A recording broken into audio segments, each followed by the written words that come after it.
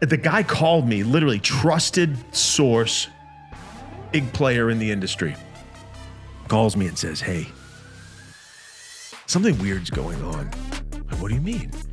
He goes, homeboy won't let me go take care of this and that, which I was going to contract this person to do, which I've known for years, this other guy.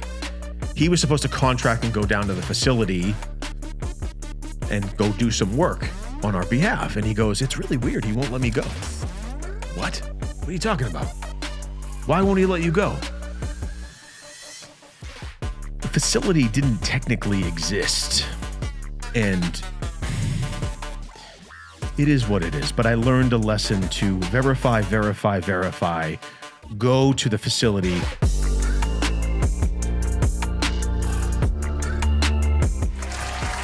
Ladies and gentlemen, welcome to a new episode of Real Business Roundtable. Shout out to Janet Tizu. And shout out to my mom for getting me these cool mugs.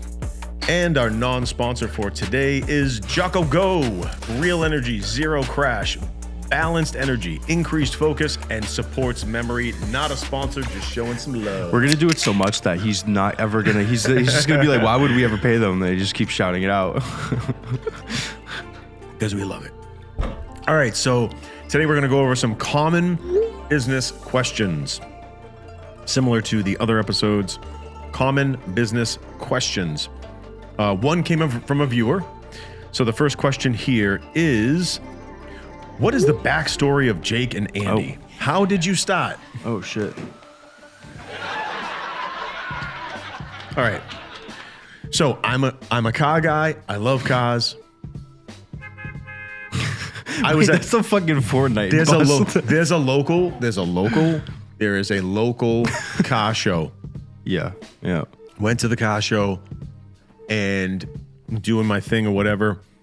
And then Jake pulls up or whatever, said, hey, what's up? Looked at my car, whatever. And we were talking, and I come to find out Jake was dabbling and was in my industry.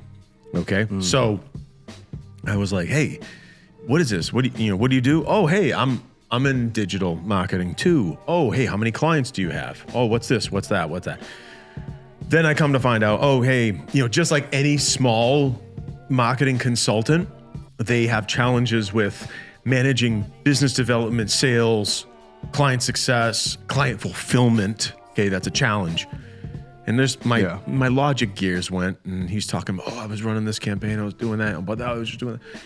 I was like, hey, why don't you focus on one piece of it? Maybe we can partner up. Maybe we can do something. I don't know. And we ended up partnering up, and he kind of focused what he's really good at. And the rest is history. So been working with Jake for, I don't know how long. I mean, I was just thinking about that. I don't even know.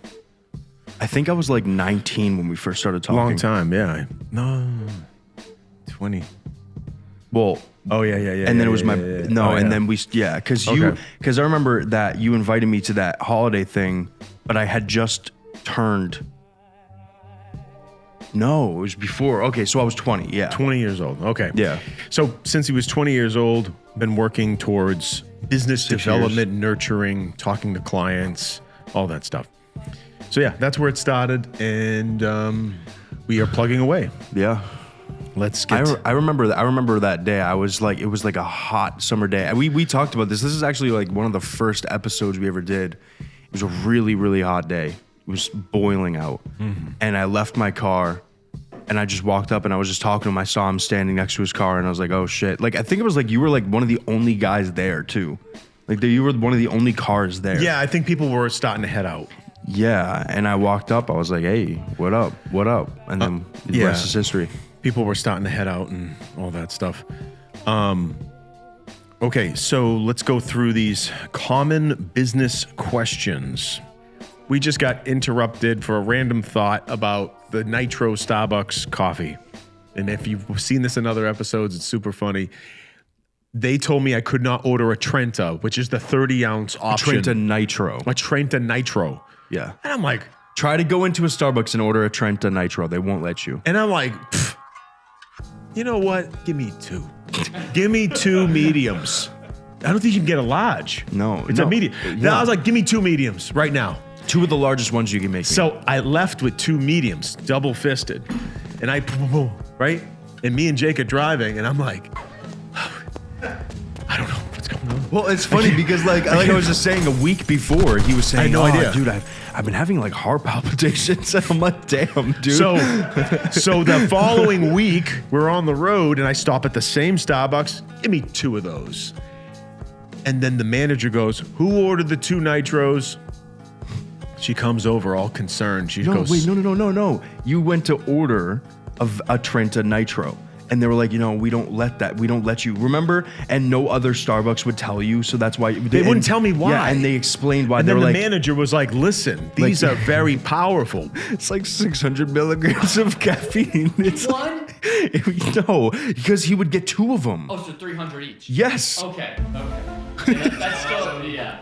I think the I was wondering average why I had heart palpitations. It's I was like, Jake, I can't breathe. Literally days we'd be in the car. I'm just dripping with sweat. He's I like, didn't know. He's a tougher guy, and he's like, dude, something's wrong. I know something's wrong. I'm like, do we need to go to the hospital? Something's wrong with my plumbing. So bad. I can feel it. I'm in another world. That was so funny. I'm in another world right now. All right, back to. Jesus Christ. Now we're gonna go back to the questions. What inspired you to start your business? That's an easy one. So I went to school for business, minored in marketing, and I knew I wanted to kind of do my own thing. What inspired me was several things. I learned that no matter, and again, this just is my own personal opinion. Sometimes no matter how good you do for an employer, it doesn't matter and you're expendable. And, in my opinion, I performed very well at my job. And, it is what it is. And I didn't feel like, I'm like, this, I need to control my own destiny. That's really what drove me. And then also, I could see how other ad agencies operated. I didn't agree with it. I didn't like the pretense. I didn't like the bullshit. I didn't like the nitpicky bitchiness of the industry. It's just the ad agency world is very sassy and self-serving. And it's not in my nature to be like that. Like if you get on the phone with the average, don't get me wrong, there's good ad agencies out there, but if you get on the phone with an average ad agency owner, they tend to be very sassy, bitchy like dudes. Or they just don't get on the phone. They're just. I'm like, yo, bro, this is a different energy. I can't relate. I can't relate to your tight ass. Hold on. Whoa. I can't relate to that tight wait. ass. Pause. I can't. Tight ass meaning figuratively, Yes. just such a fucking. So I was like, you know what? I was like, That did not help. I'm gonna do my own thing. Yes, You can be a sassy little bitch in the corner. I'm gonna do my own thing, and I'm gonna do it the right way. Because I've gotten on the phone with some of these dudes, and it's like everything is just so. Okay. All right, wait. So let me. Okay. So when I was younger, and I started all these different businesses, just like all the other entrepreneurs or whatever, did landscaping, was doing this, was doing that, trying to find my shtick, my thing. And I was doing the marketing for a little bit, and at the end of the day, I found a thing that I liked in everything that I did. And it all tied to just helping people and businesses grow in financially, personally, in some cases. I really enjoyed helping and watching people grow. And my goal was, from the beginning, do something where I help and learn and get a lot of experience businesses, and then take that into venture capitalism or in some type of consulting and grow that way. And so that's genuinely the reason why. I was like the one thing that was on my LinkedIn when I first opened it, helping people and businesses grow to new levels of success or whatever it was. That was originally my thing, is I just want to do something with people that help everyone strive. That was my goal from the beginning. That's it. And then making money doing it. Next question. What was a lesson you learned from failure? Well, Trust. Trust is a bitch, and you got to find the right people to trust.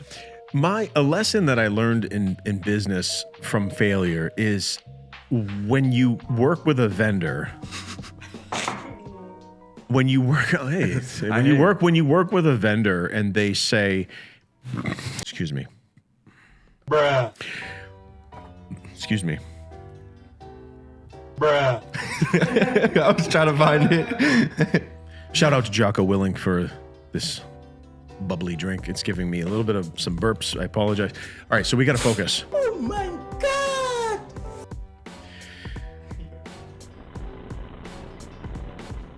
So when you work with vendors and they say, hey, I have this. No. I'm not talking about, I'm not dropping names. When a vendor contacts you and they say, we have this, and you roll this, or no, let's not even talk about that. I'll talk about the other thing. We had a different business, completely different business. Yeah. And they said that they had a facility that could facilitate something that we wanted to contract. The gentleman had great credentials, great website, everything was good. The dude actually knew somebody big in that industry. This has nothing to do with the ad agency world. This has nothing to do with tech or anything like that. It's a separate story. We took the offering at face value. We were like, okay, you have a facility that we can lease. We really, really should have made a trip to go visit the facility, because after the fact, I spoke to somebody who took a trip from the West Coast to central US to go visit this facility and said, dude, I had to leave. I had to do an about face because there was nothing. And we held the bag, and I was like, what? Wait. We signed a contract with these people, and they, oh yeah, we need to do this, do that. And then weird things were happening where, someone I consider a friend, a consultant in that industry, called me. It's funny, all crazy stuff always happens when I'm on the toilet. When I'm on the toilet, crazy things happen. Me too. Dude, it's crazy. Dude, like I was on the toilet doing my business. And the guy called me, literally trusted source, big player in the industry. Calls me and says, hey, something weird's going on. Like, what do you mean? He goes, homeboy won't let me go take care of this and that, which I was going to contract this person to do, which I've known for years, this other guy. He was supposed to contract and go down to the facility and go do some work on our behalf. And he goes, it's really weird. He won't let me go. What? What are you talking about? Why won't he let you go? The facility didn't technically exist. And it is what it is. But I learned a lesson to verify. Go to the facility. Go, if you're going to buy a car online, fucking get a third-party independent review. Pick the garage, pay the guy $500, $200, whatever, and say, hey, go check this car out for me. Don't use a mechanic that they recommend. If you're going to buy a car or whatever, this has nothing to do with a vehicle. I'm just saying an example is from, taking face value when a vendor says, hey, I have this. You gotta really push the diligence. Perfect. That's exactly what I was going to say. Due diligence and trust. Those are two massive things. Trust more than anything. I live my life in a way where if I find people that I trust, I do everything with them. Everything. Because it is so hard to find people who are trustworthy and who have your best interest at the same level as theirs. That is so fucking important. And, in business especially, someone may have ulterior motives. Some may look out for themselves first. But especially in a business or a partnership point of view, you have to make sure you're in bed, figuratively, in bed with people who you can wholeheartedly trust. You've done due diligence. You trust them. They hold, like I said, they value you just as much as them. That's Super fucking important, because when there's no trust and when you think you trust, but then there's no due diligence because of that trust, you can be put in a position where you are negatively impacted very aggressively. You lose a business, you are, you're just put in a bad situation across the board. I'll be back. You need those two things.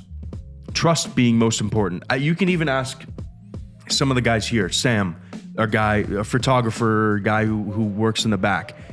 I could tell he was a trustworthy guy. I could trust him with anything. Brought him up with me. Whenever there's someone who I can trust, they're always going to be involved. Next question. But what advice would you give your younger self? Bruh. I would say that advice I would give my younger self is to fucking invest in Amazon. Hindsight 2020. Yeah. Like I heard rumors about this one guy, he would dump money in little stocks here and there and all that. And, I don't know where he is now, but it was just a random dude from the gym. I don't know his fucking name. And he goes, I'm just going to dump it all into Amazon. That's supposed to be the next big thing.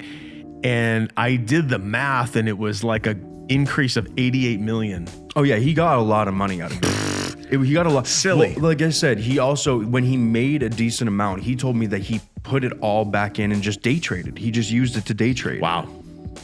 Yeah, his family's, yeah. Wow. Yeah, they're cool people. They're very humble, regular people. And this isn't financial advice. It's just a story. So if I could give myself advice for when I was younger, is to invest. I would say to invest in. I would say make more investments. Absolutely. Yeah, just invest. See, it's weird. It's hard. That's a weird question because I'm very proud of my younger self. Like all the things that I did were lessons that I learned that I use as my adult self. Be confident. Just hold yourself on a pedestal. Keep going. Don't let shit break you down. Those are all huge things. They're all like very like mom told me to do this, right? But it's so fucking true. Like there are things that we have gone through. I could have quitted and went and got a job easily. I would have been probably a little less stressed, but I would never do that because of the lessons I learned from the way you treat and hold yourself and do certain things a certain way will get you to a certain point. And I've proven that to myself. So it's hard. Like, what is a lesson I would give my younger self? I'd want to ask myself that when I'm, around like 50 years old, because I'll know a lot more then.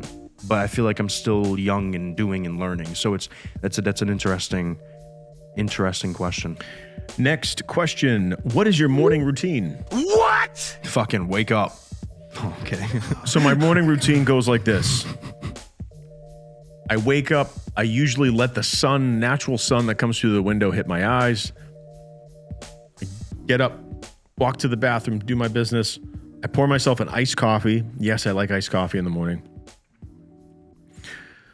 Put on some YouTube or whatever, just kind of waking up, drinking my coffee. Then after that, I get up and I do my workout. My workout will consist of standard full body workout, chest, back, buys, tries, legs, standard. Then after that, I prep my lunch for the day. Typically eggs, cottage cheese, protein shake. I'll eat that throughout the day and then I'll have dinner.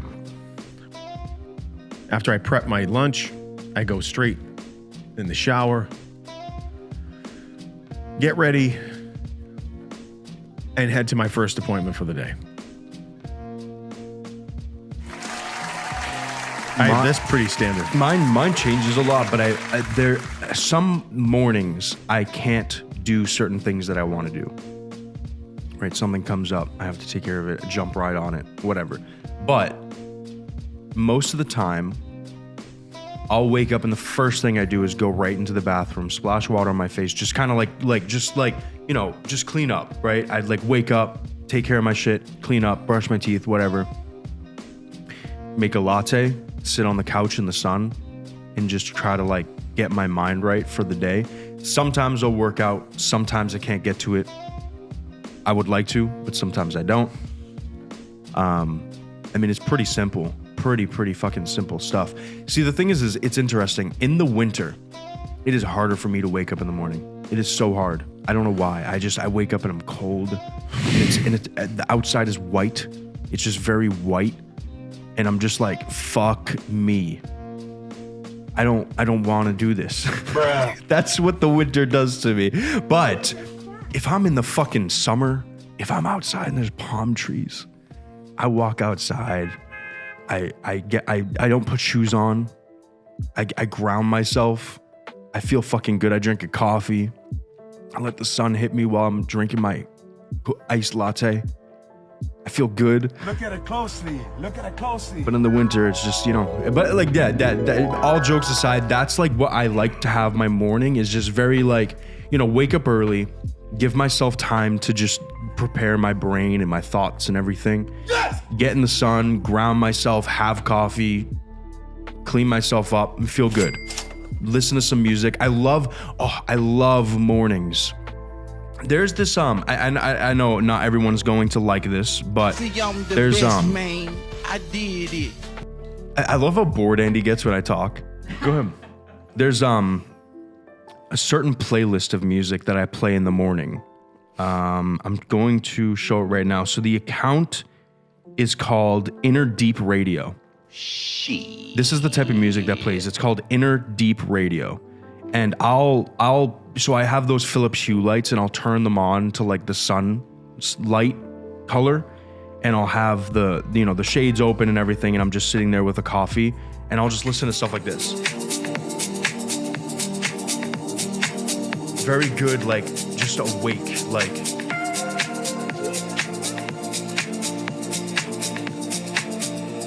And this is a 3 hour long. So this is what it looks like. If you were to go onto YouTube and look up Inner Deep Radio, look for that. That's what the thumbnail looks like. It's not focusing.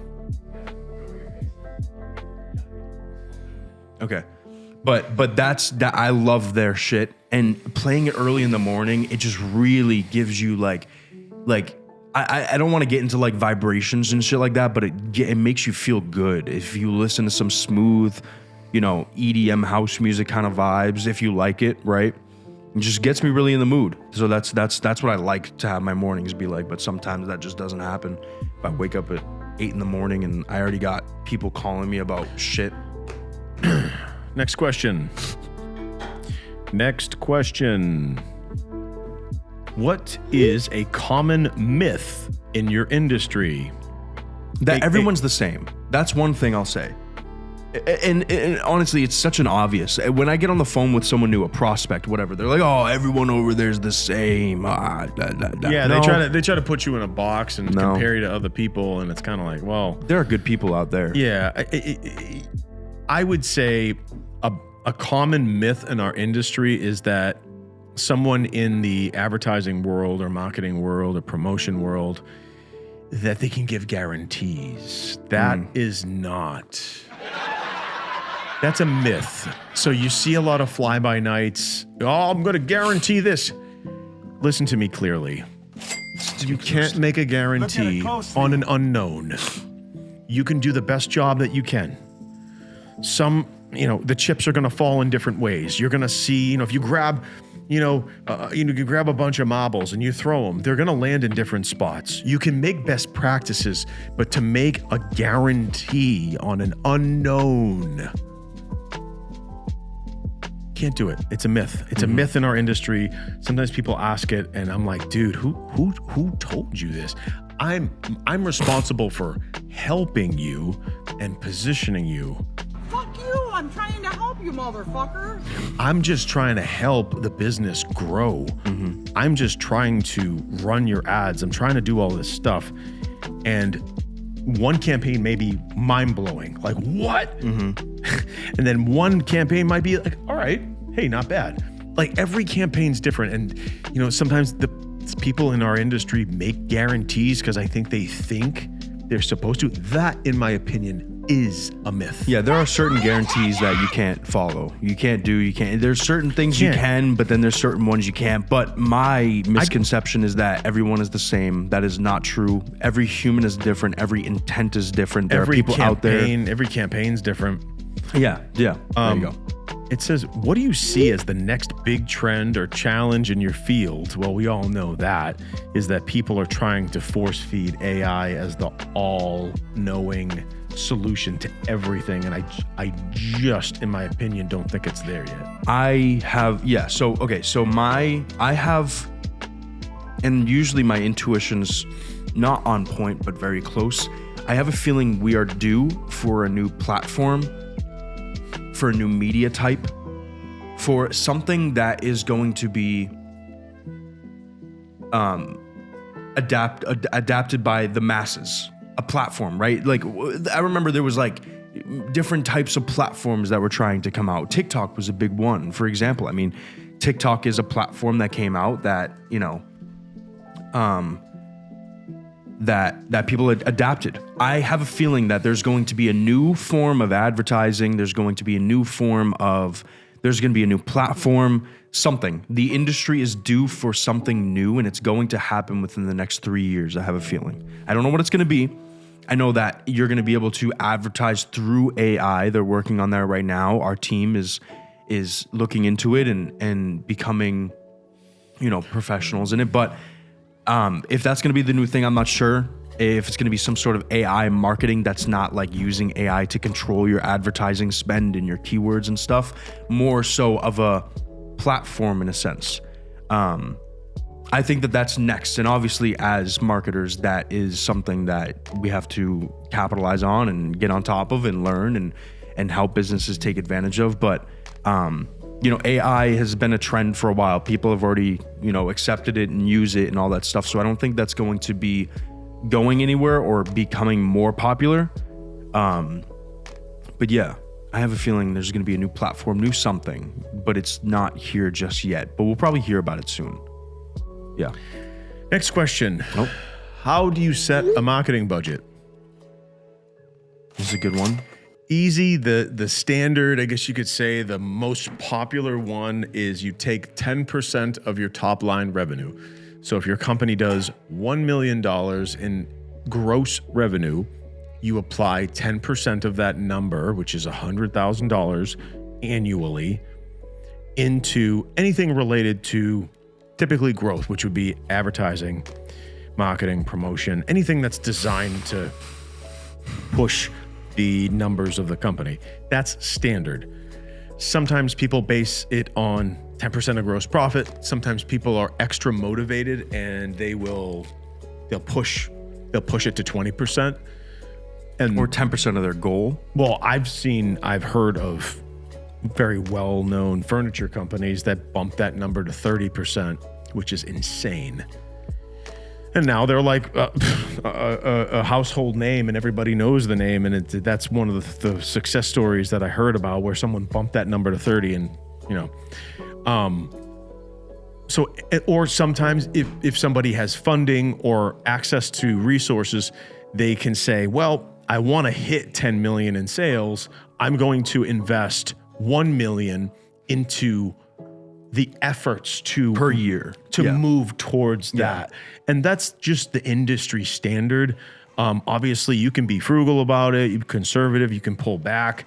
Just know that there are benefits. There are benefits to going all out and pushing. Yeah. Thank you so much for joining us today on Real Business Roundtable. Hope you enjoyed today's episode and learned something new. Like, subscribe. See you next time. Peace out.